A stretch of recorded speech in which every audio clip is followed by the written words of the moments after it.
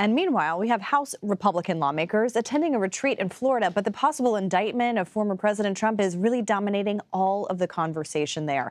You have multiple House Republicans, including Judiciary Chairman Jim Jordan, sending a letter to the Manhattan DA demanding documents and testimony. They wrote, quote, "You are reportedly about to engage in an unprecedented abuse of prosecutorial authority." Here's what lawmakers at the retreat are saying about a possible indictment. President Trump announces he's running for president, and Shazam!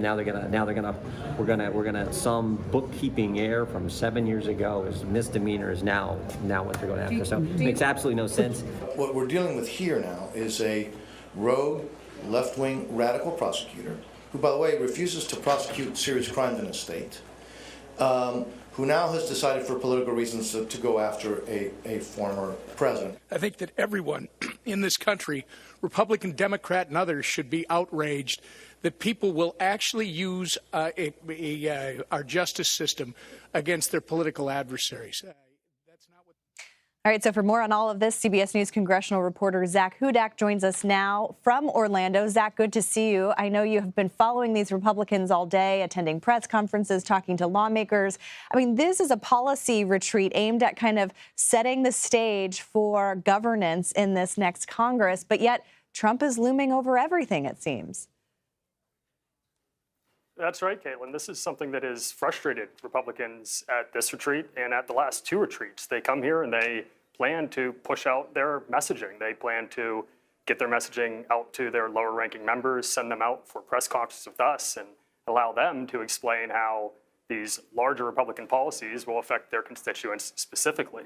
But what we've dealt with this year and the past 2 years is that every press conference that happens, we, the media, are asking about Donald Trump.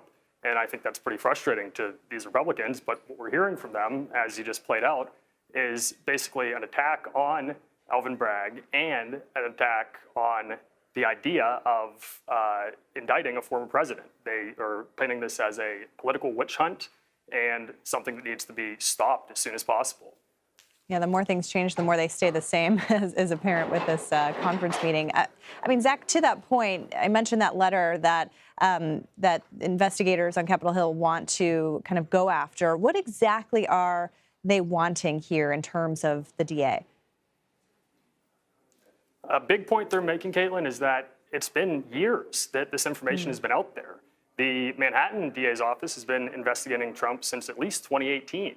And we're hearing Republicans say now they want to know why, now that the former president has announced another run for president, are you finally making a move here? What has changed? And secondarily, what on the federal level, what resources are being used? There are federal grants that go to local law enforcement.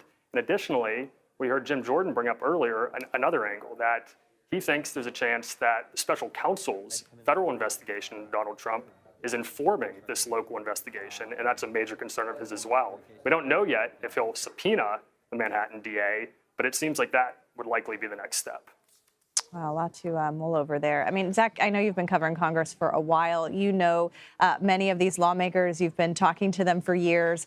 I'm curious kind of how you are assessing in your conversations with them or what they've been telling you, kind of how Trump is, in fact, shaping the party still. Are they eager to rush to his defense? Are they trying to, show some distance? What's that kind of revealed itself to be like?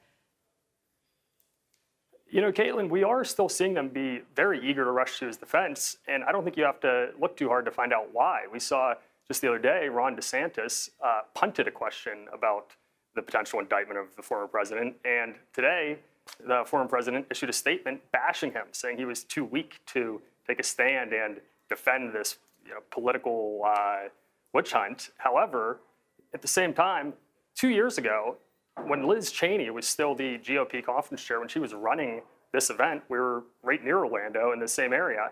And a major breaking point happened for her and the party there when, in a press conference, she was asked if Donald Trump is still the leader of the Republican Party. She said he was not, that the current elected leaders, Kevin McCarthy, Mitch McConnell, were the leaders of the party.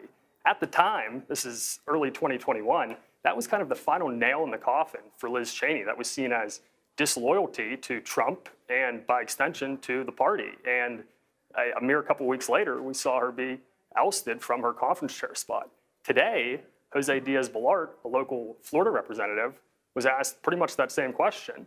And he prefaced it saying he respects Donald Trump, but then quickly said, Kevin McCarthy and our elected leaders are in charge. So you do see this movement away from total default to Trump. Still some fear of not defending him, but there is not, de facto, we turn to Donald Trump to get our messaging.